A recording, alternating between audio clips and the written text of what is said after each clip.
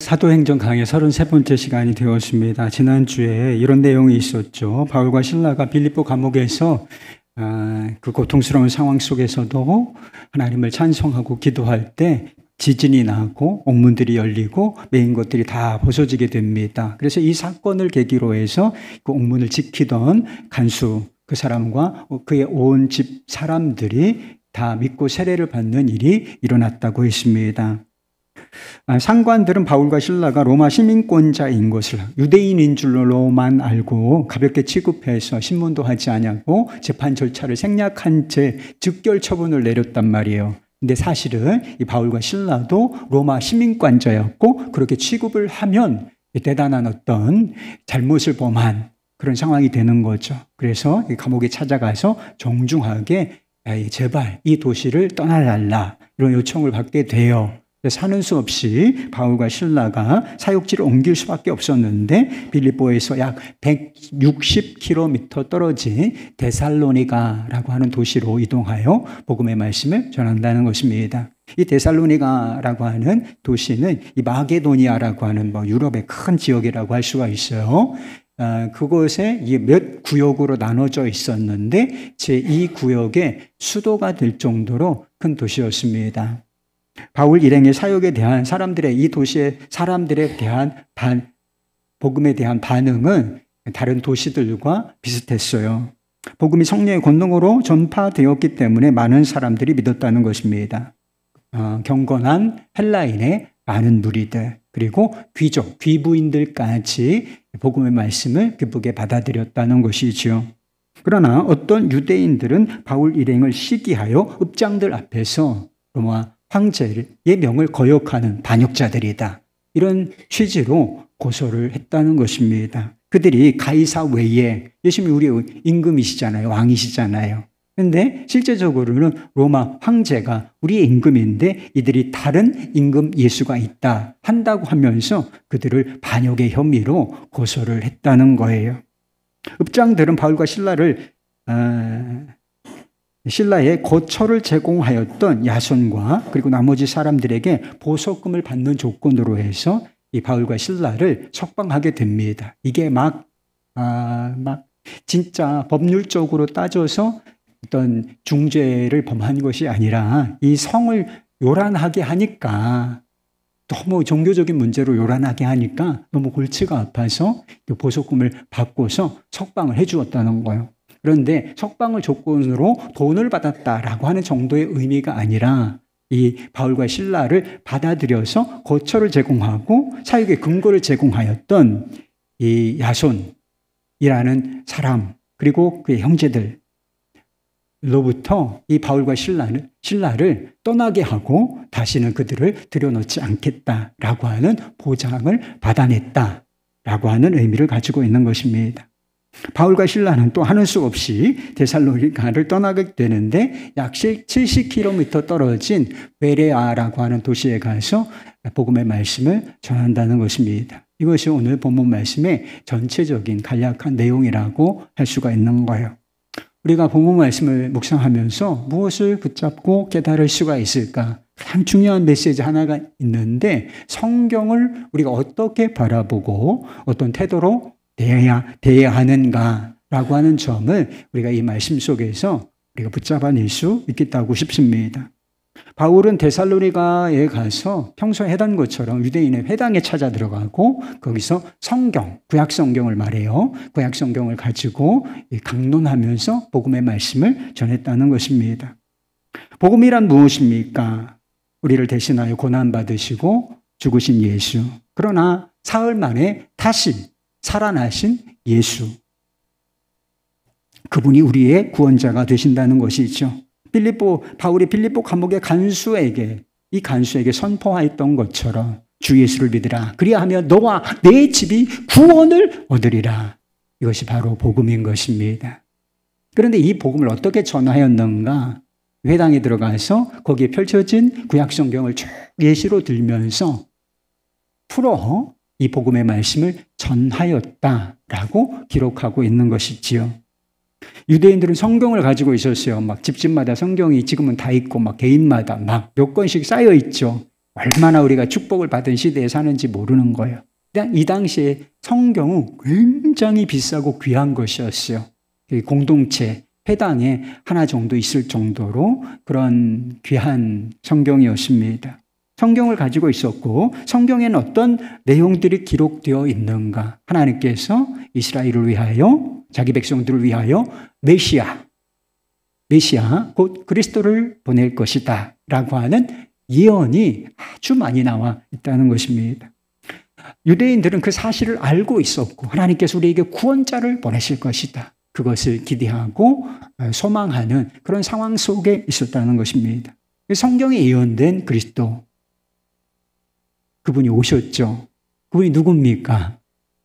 바로 예수 그리스도께서 오신 것이 아니겠습니까? 그러나 아직 많은 사람들이 예수님께서 성경에 예언된 그리스도이신 것을 알지 못하고 있었다는 거예요. 예수님께서 이 땅에 오셔서 육신의 몸을 입고 이 땅에 오셔서 사역을 다 마치시고 죽으시고 부활하시고 하늘로 승천하신 가운데 있는데 많은 사람들이, 복음을 믿는 사람들도 많이 있었지만 아직 많은 유대인들과 이방인들이 아직 그분을 메시아로서, 그리스도로서 알지는 못하는 상황이었다는 것입니다. 성경은 가지고 있었지만 성경이 의미하는 바에 대하여 그들의 눈이 가려져 있었기 때문인 거예요. 구약 성경에 예언된 메시아는 아주 많이 나오는데 큰 줄기가 있어요. 그래서 다니엘서 7장 같은 데 보면 이 메시아는 누구인가? 소멸하지 않는 권세를 가지고 자신의 나라를 통치하시는 영원한 왕으로서 묘사되어 있어요. 그런데 이런 묘사만이 있는 것이 아니라 이와 대단히 상반되어 있는 묘사가 나온다. 이사야 53장이 대표적이죠. 거기에서는 자기 백성들을 위하여 고난받는 종의 모습으로 나타나요. 그래서 우리의 죄와 허물을 대신하여 고난받고, 그리고 도살할 양처럼 죽임을 당하게 되는 그런 모습으로 등장을 하지 않습니까? 적들에게 고난을 받고 죽임을 당한 인물이 어떻게 영원한 왕으로서 통치할 메시아가 될 수 있다는 것인가? 이해하기 대단히 어려운 문제였다는 거예요. 그래서 유대교 신학자들이 있는데 유대교 신학자들 중에는 이런 분들 좀 이해하기 어려운, 이렇게 영원한 왕, 영광스러운 권세를 가지고 영원한 나라를 통치하는 그 메시아, 그리고 고난받고 죽임을 당하는 메시아, 이거 둘이 어떻게 이게 합치가 될 수가 있느냐. 그래서 이거는 하나님께서 보내실 메시아가 둘일 것이다, 이렇게 추측하는 신학자들이 있을 정도였다는 것입니다.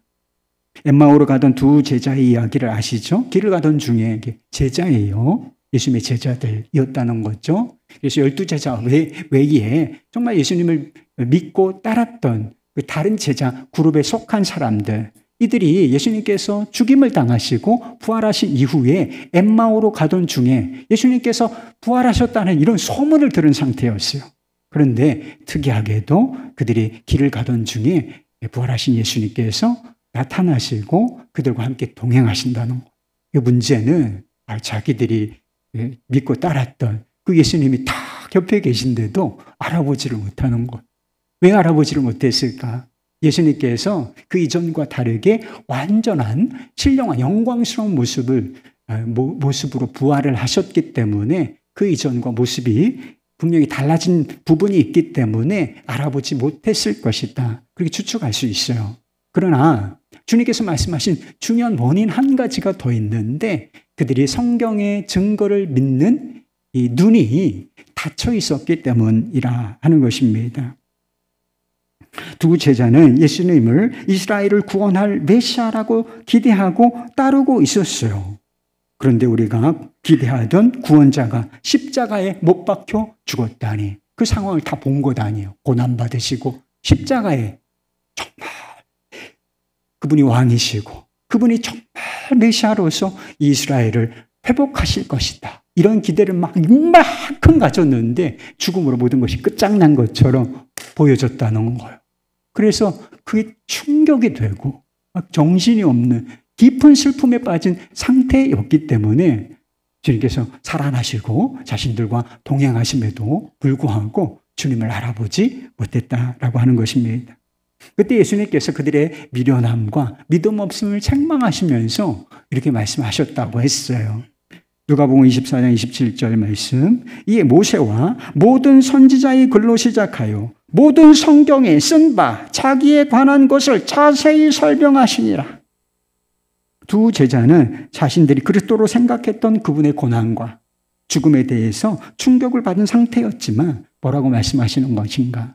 성경에 이미 예언되어 있다. 그리스도가 영광을 받기 전에 먼저 해를 받고 고난을 받아야 할 것이다. 이것이 이미 예언되어 있다. 이런 성경의 말씀을 쭉 짚어가시고 풀어가시면서 그것을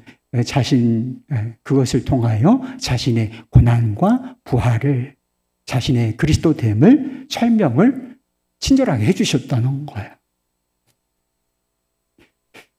이후에 이제 식사 장소에 가시게 되는데 예수님께서 그들에게 떡을 떼어 주실 때 그들의 눈이 열려서 비로소 주님이시구나 알아보게 되었다고 했어요. 예수님께서 풀어주신 말씀으로 그들의 마음이 뜨거워졌다고 했어요. 마음에 뭔가 변화가 되고 마음의 변화를 통해서 그들의 눈이 열리고 귀가 열림으로 말미암아 그분이 주님이시구나. 우리가 열망하던 그리스도이시구나 라고 하는 사실을 깨닫고 알게 되었다라고 하는 것입니다. 예수님께서 엠마오로 가던 두 제자에게 하셨던 이 일을 지금 누가 하고 있는 거예요? 바울이 데살로니가에 있는 사람들을 대상으로 해서 똑같이 하고 있는 것이죠. 구약 성경을 풀어가면서 설명하면서 십자가에 달려 죽었다가 살아나신 그 예수, 내가 너희에게 전하는 이 예수가 곧 성경에서 하나님께서 이스라엘의 속량을 위하여 보내시겠다고 하신 그 그리스도다. 이렇게 복음을 전하였다라고 하는 것입니다. 우리가 예수 그리스도를 알고 믿는데 필수적인 요소가 있어요. 예수를 아는 것이 구원이에요. 예수님을 아는 것이 참 생명인 줄로 믿으시기를 바랍니다. 그런데 예수님을 아는데 필수적인 요소가 있다. 그것은 바로 성경을 아는 것입니다.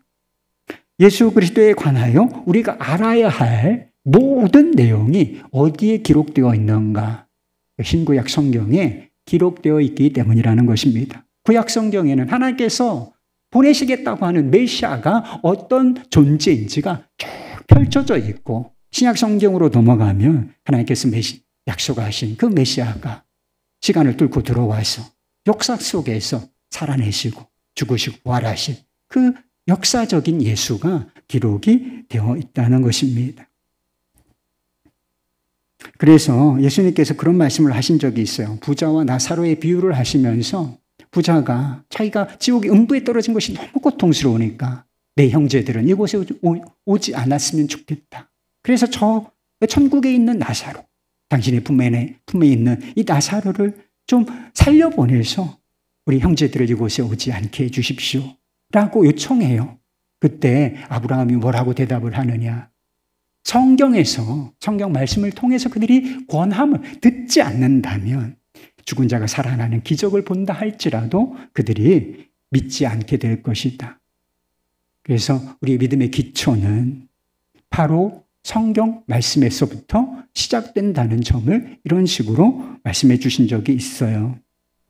설교자들이, 저 같은 설교자들이 하는 일은 뭔가요? 바울이 그랬던 것처럼 성경을 강론하는 것입니다. 성경을 풀어 설명하면서 예수께서 그리스도이시다, 복음이시다 라고 하는 것을 선포하는 책임을 맡은 자들, 그들이 바로 설교자인 것입니다. 어떤 사람들은 설교에서 삶을 이야기해야 된다. 우리의 삶에, 여러분들이 삶이 있지 않습니까? 그 삶을 이야기해야 된다. 그런 분들이 있으시더라고요. 맞아요. 설교가 삶과 분리되면 되겠습니까? 삶과 분리되어 있는 성경 이야기만 한다.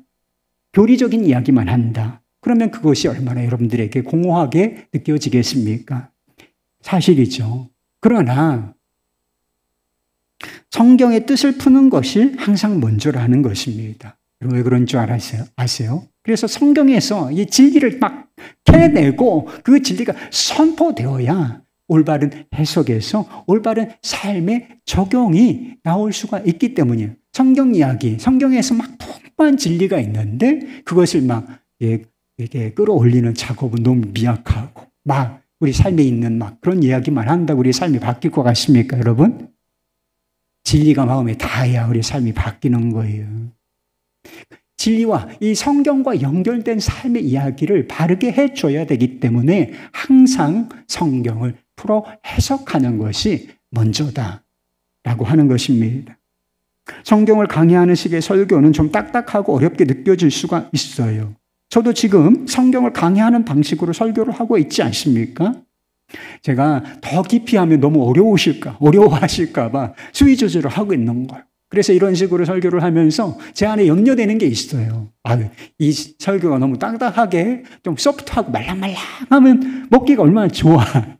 근데 이렇게 좀 딱딱하게 느껴지지 않을까 하는 염려가 되고 이게 너무 어렵게 느껴져서 이해하지 못하지 않을까 그런 염려를 하면서 막 어떻게든지 좀 이해하기 쉽게 이렇게 준비를 하려고 오늘 말씀도 사실은 조금 어려워요. 그렇게 하려고 하고 있어요. 그러나 성경을 강의하는 방식으로 꾸준히 복음을 선포하는 것이 설교자들의 책임이라는 거예요. 그렇다면 설교를 듣는 사람들 또는 성경을 대하는 사람들은 어떤 태도를 취해야 하는 것인가?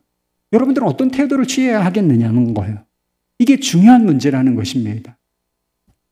바울은 베레아에서도 데살로니가에서처럼 회당에서 성경을 강의하는 방식으로 강론하는 방식으로 복음을 전합니다. 그런데 베레아 사람들이 거기에 유대인도 있었고 이방인들도 섞여 있는데 그 사람들이 이 사도 바울의 말씀을 받는 태도를 성경을 대하는 태도를 기록하고 있어요. 그게 바로 11절 말씀입니다. 베레아에 있는 사람들은 데살로니가에 있는 사람들보다 더 너그러워서 간절한 마음으로 말씀을 받고 이것이 그러한가 하여 날마다 성경을 선고하였다 하는 것입니다. 데살로니가 사람들과 비교를 하고 있어요. 성경을 좀 비교하는 것을 그렇게 바람직하게 생각하지 않죠. 우리도 비교하는 거 그렇게 바람직한 일이 아니라고 생각하지 않습니까? 그런데 데살로니가 사람들과 비교하면서까지 이 베레아 사람들이 말씀을 받고 성경을 대하는 태도를 칭찬하고 있는 거예요. 이 대단한 칭찬이에요, 이거는. 너그러워서 간절한 마음으로 말씀을 받았다는 것은 그들의 마음의 상태, 그래서 열린 마음으로 수용적인 태도를 가지고 말씀을 듣고 바울의 설교를 듣고 그리고 성경을 대하였다. 이렇게 말씀하고 있는 것입니다. 마치 부드러운 스펀지가 있잖아요. 스펀지 말랑말랑한 부드러운 스펀지가 물에 닿았을 때 그 물을 쫙 하고 흡수하는 것처럼 마음의 상태, 그들이 말씀을 대하는 태도가 마치 그와 같았다. 그래서 이 베레아 사람들의 상태를 우리가 비유적으로 상상을 해볼 때 말랑말랑한 스펀지를 생각하면 돼요. 그래서 물을 쫙 하고 흡수하듯이 말씀을 흡수해내는 그런 모습을 상상해 볼 수가 있습니다. 예수님께서 복음의 말씀을 예수님께서 설교하셨어요. 복음의 말씀을 선포하신 후에 자주 그런 말씀을 하신 적이 있어요. 들을 귀 있는 자는 들으라. 이게 무슨 뜻이겠어요? 야, 너희들 내가 진리의 말씀을 선포하긴 했는데 너희들 듣고 싶으면 듣고 말라면 말아. 좀 비싸게 구신 건가? 그런 뜻이 아니란 말이에요. 예수님의 이 말씀은 긍정적으로 해석하면 말씀을 잘 들으라는 거예요. 듣고 깨달으라는 것입니다. 믿으라 하는 말씀을 이런 식으로 표현한 거예요. 여러분 우리가 다 듣는 귀가 있잖아요. 여러분 귀 없는 사람이 있어요? 지금 안 들리는 사람이 있습니까? 우리가 다 듣는 귀가 있지만 예수님의 말씀에 의하면 다 듣는 것은 주의 말씀을 듣는 것은 아니라는 사실이라는 것입니다. 들을 귀가 있는 사람은 어떤 사람이냐? 마음이 부드러운 사람을 의미하고 그래서 열린 상태에서 말씀을 들을 준비가 된 사람, 수용적인 태도를 가지고 있는 사람을 말하는 것입니다. 지금 제 설교가 잘 들리세요? 잘 들리는 분도 계시고 좀 잘 안 들리는, 그냥 막 왕왕왕왕 하는 거지 뭐 이렇게 해서 설교 시간이 딱 끝나는 그렇게 되는 경우도 있어요. 설교가 들리지 않는다면 제 책임일 수도 있고 여러분 책임일 수도 있고 우리 모두의 책임일 수도 있다. 저는 책임을 회피하고 싶은 생각이 없어요. 들리는 설교를 해줘야지. 그잖아요. 조금 딱딱한 마음을 가지고 막 좀 이렇게 좀 있다가도 이게 무슨 말씀이지? 이렇게 좀 반응할 수 있는 그냥 조금 소극적인 마음을 가지고 왔어도 그 말씀이 그냥 심령 가운데 꽂히는 막 은혜로운 말씀을 전해줘야지. 그래요. 저도 그러고 싶습니다. 그러고 싶은 거예요. 그렇지 않을 때가 많이 있겠죠. 이것이 저희 책임이에요. 그러나 여러분의 책임도 있다는 거예요. 들을 귀가 있어야 설교가 들리는 것도 사실이라는 거예요. 예수님의 말씀도 들리지 않고 바울의 설교도 들리지 않았던 사람들이 있다는 사실을 알아야 돼요. 오늘 본문 말씀도 보세요. 많은 무리가, 헬라의 많은 무리가 믿었고 귀부인, 귀족들까지 믿었다고 하지만 거기에 다른 부류가 있었다. 똑같은 말씀을 듣고도 다른 부류임에서 엠마오로 가던 두 제자는 마음이 뜨거워지고 그래서 예수님이 보여지고 복음이 진리인 것을 깨달았지만 이 시기라는 불이임에서 이 복음을 전하는 사역자들을 박해한 사람들이 있었다는 거예요. 예수님께서 그리고 사도 바울이 들리지 않는 그런 설교를 했을 리는 없지 않습니까? 그런데 왜 그들이 듣지 못했는가? 들을 귀, 수용할 마음, 개방적인 자세, 이것이 그들 안에 없었고 그들이 교만하고 편협한 마음으로 들을 귀를 스스로 닫고 있었기 때문에 말씀은 선포되었지만 들리지 않았던 것입니다. 사람들은 좋은 설교 듣기를 원해요. 탓할 필요가 없죠. 그래서 이것보다 여기보다 다른 곳에 더 좋은 말씀이 있다라고 느끼신다면 그것으로 가셔도 괜찮아요. 좋은 말씀 찾아간다는데 어떻게 하겠습니까? 그래도 상관없다. 그러나 한 가지 점검이 필요해요. 설교자의 설교가 어떻다 이렇다 말하기는 쉽지만 그러나 그러기 전에 내 마음의 상태를 한번 점검하는 것이 필요하다. 내 마음은 정말 마음의 상태는 좋은가? 마음의 밭이 부드럽고 좋아야 말씀을 받아서 열매를 맺을 수 있기 때문인 것입니다. 베레아 사람들이 바울의 설교를 헛구럽고 간절한 마음으로 받았지만 그냥 무조건 수용한 것은 아니다. 그래서 비판적으로 수용했다라고 하는 사실을 알 수가 있어요. 바울에게 질문, 바울이 성경을 풀어서 강론을 하는데 질문이 생긴단 말이에요. 그게 정말 옳은가? 질문을 하고 바울에게 질문도 하고 그의 말이 옳은가요? 날마다 성경을 상고하였다. 연구하였다라고 하는 뜻인 것입니다. 그래서 이 기독교 세계에 이 이후로 베레아적이다, 베레아스럽다라고 하는 게 유행이잖아요. 그래서 베레아적이라고 하는 형용사가 생겼는데 이것은 무슨 뜻인가? 이 바울의 말씀을 너그럽고 간절한 마음으로 받았던 것처럼 성경을 주의 깊게 신실하게 묵상하고 연구하는 부류의 사람을 일으켜서 일컬어 베레아적이다. 베레아적인 사람이 되시기를 바랍니다. 표현을 했다는 거예요. 바울이 전하는 복음을 성경과 꼼꼼히 대조한 결과 그 결과가 어땠겠습니까? 예수께서 그리스도이심을 증거하는 메시지, 그것이 진리임을 발견하게 되지 않았겠습니까? 그래서 이 베레아에 있는 많은 사람들이 큰 무리가 믿었다는 거예요. 그리고 귀부인, 그리고 남자들, 귀족 남자들까지 복음을 받아들이는 역사가 일어났다고 기록하고 있습니다. 목사의 설교를 듣는 것으로 잘 들어주시면 좋겠어요. 그러나 목사의 설교를 잘 듣는 것으로 충분하지는 않아요.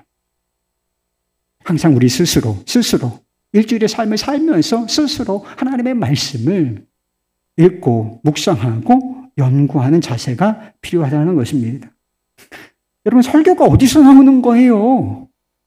성경 말씀을 통해서 나오는 것 아니겠습니까? 그리고 성경 말씀은 진리의 말씀이고 우리가 매일 매일 먹어야 할 생명의 말씀이기 때문에 설교자가 설교를 성경을 통해서 읽고 해석하고 진리를 선포하는 것 잘 들어야 하지만 그것으로는 충분하지 않다는 것입니다. 설교를 정말 잘 듣는 사람이 누군 줄 아세요? 이곳에서 설교를 정말 잘 들을 줄 아는 사람이 누구일까?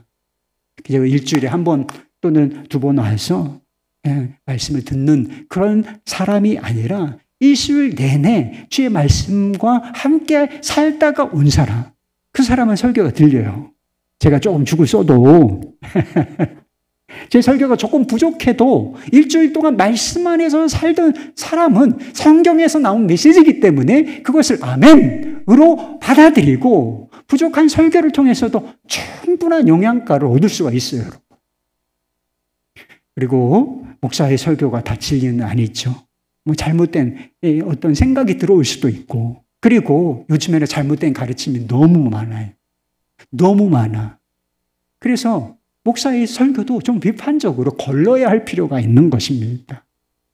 그래서 어떤 것을 걸러내면서 유익한 것을 취하시는 사람이 누군가, 하나님의 말씀을 날마다 읽고 묵상하고 연구하여 성령의 도우심으로 분별력을 갖게 된 그 사람이 설교를 가장 영향가 있게 들을 수 있는 사람인 것입니다.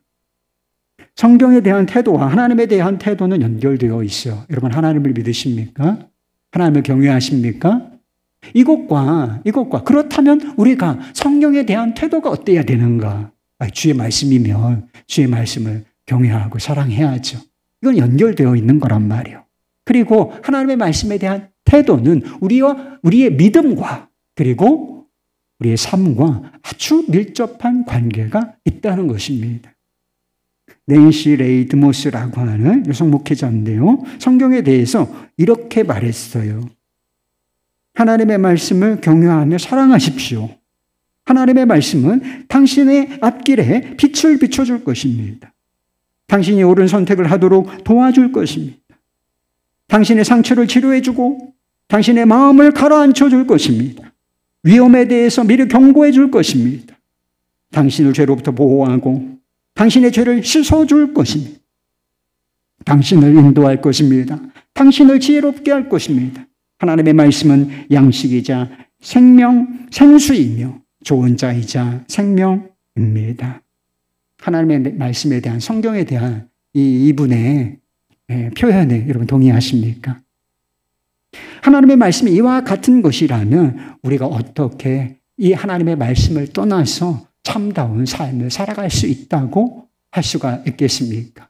이 말씀을 떠나서 어떻게 우리가 바르고 주님께서 말씀하신 이 좋은 땅과 같은 상태에서 아름다운 열매를 맺어가는 그런 삶을 살아낼 수 있겠습니까?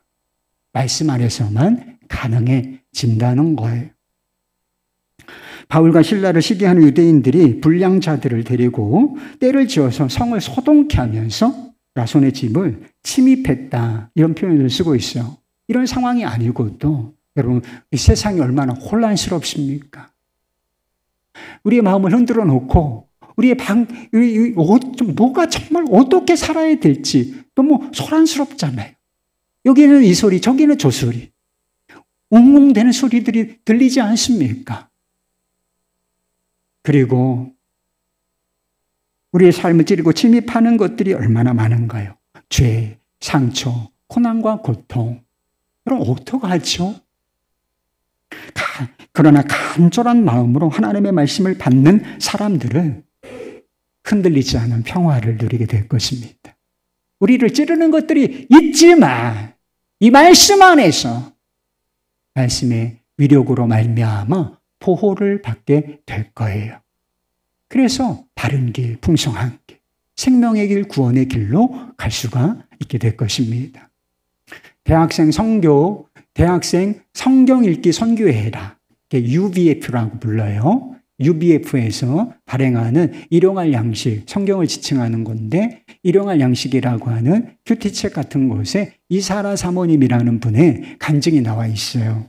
아들이 하나 있는데 아들이 체구가 굉장히 왜소하다 그래요. 그래서 최고가 굉장히 왜소해서 학교 친구들에게 따돌림을 당하고 그리고 학교 폭력까지 당해서 정신과 치료를 받아야 하는 그런 상황이 되었다는 것입니다. 마음이 힘들어서 그랬는지 학교 성적도 막 거의 300몇 명 중에 300몇 등 할 정도로 아주 바닥을 치는 그런 상황이었다는 것입니다. 아들은 자신을 그렇게 왜소하게 만든 하나님께서 우리를 만드셨다는 것은 알고 있으니까 왜 나를 이렇게 만드셨냐. 그래서 옥상에 올라가서 하나님을 저주하며 막 짐승처럼 소리를 지르고 그리고 막 거리를 뛰쳐다니면서 소리를 지르는 막 미친 것 같이 행동을 하더래요. 그리고 샤프와 공책과 지우개를 막 물어뜯으면서 자신을 괴롭힌 그 친구들이죠. 친구들에 대한 이 복수심을 불태웠다는 것입니다. 자살하겠다고 말했대요. 사모님은 아이가 이러다가 죽는 것이 아닌가. 이러다 살인자라도 되는 것이 아닌가. 대단히 두려운 마음을 갖게 되었다는 것입니다. 그래서 이런 방법 저런 방법을 생각해 보았지만 딱히 묘수가 없는 걸. 여러분 이것에 무슨 묘수가 있습니까? 그래서 그분들이 선택한 것이 무엇이냐면 오직 주의 말씀을 붙들리라. 이 결정을 하고서 가족이 5명이었는데 가족들이 5명이 매일 하나님의 말씀을 그 일용할 양식에 나와 있는 하나님의 말씀을 읽고 묵상하고 그리고 그 정도가 아니라 그걸 썼다는 거예요. 손으로 써서 막 말씀을 막 간절한 마음으로 막 먹었다는 거. 그런 방식으로. 이렇게 시간이 흘러가면서 아들의 마음에 변화가 생기기 시작하는 것처럼 보이더래요. 마음이 안정되고 평화가 찾아왔다는 것입니다. 아들이 수능 시험을 보는 날에는 가장 힘이 되는 말씀, 그 일용할 양식 중에서 힘이 되는 말씀을 찢어서 그 아들의 가방에 넣어줬다는 거예요. 시편 20편. 우리 하나님의 이름을 자랑하리로다. 시편 23편. 여호와는 나의 목자시니 내가 부족함이 없으리로다. 시편 25편. 수치를 당하지 않게 하여 주십시오. 하나님은 아들에게 에덴 동산과 같은 평강을 주셨고 수능에서 단 2문제만 틀리는 기적이 일어났다는 것입니다.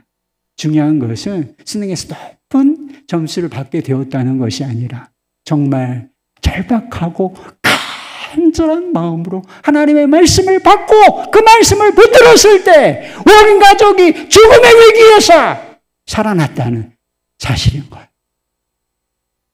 여러분 어떻게 인생을 살아가죠? 인생은 너무나 힘든 거잖아요. 이런 문제가 아니더라도 인생은 너무나 힘든 거예요. 가시밭들과 같고 강야와 같은 것이 인생이 아니겠습니까? 너무나 혼란스럽고 우리를 찌르는 것이 많은 이 상황 속에서 우리가 도대체 어떻게 바른 길을 찾으며 풍성한 열매 맺는 삶을 살 것인가? 우리가 어떻게 심체와 고난과 눈물과 아픔 속에서 절망 속에서 회복을 얻을 것인가? 하나님의 말씀, 그것을 간절하고 절박한 심정으로 받고 붙잡는 데 있다는 사실을 기억하실 수 있기를 바라요. 존 파이퍼 목사는 말했습니다. 매일 하나님의 말씀을 온유한 마음으로 받으라. 그것은 매일 성경 속에서 사는 것이다. 성경으로 호흡하라. 겸손으로 말씀 앞에서 기쁘게 복종하라. 그리고 더 큰 깨달음과 기쁨을 달라고 기도하라. 어떻게 하나님의 말씀을 들어야 할지 주의를 기울이라. 그리고 한 페이지 한 페이지 펼쳐지는 성경 말씀 속에서 인생을 살아가라. 이렇게 말했어요. 사랑하는 여러분, 하나님의 말씀을 경외하고 그 말씀을 사랑하시기를 바라요. 그 말씀을 매일 어쩌다 아니고 매일 간절한 마음으로 그 말씀을 받으시기 바랍니다. 그리고 여러분의 삶을 그 말씀 속에서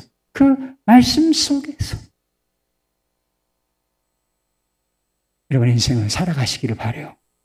그러면 그 말씀 우리를 영광의 주님께로 인도하실 것입니다. 그리고 우리의 인생을 열매 맺는 인생, 어떤 상황 속에서도 승리하는 거룩한 인생이 되게 할 줄로 믿습니다. 할렐루야.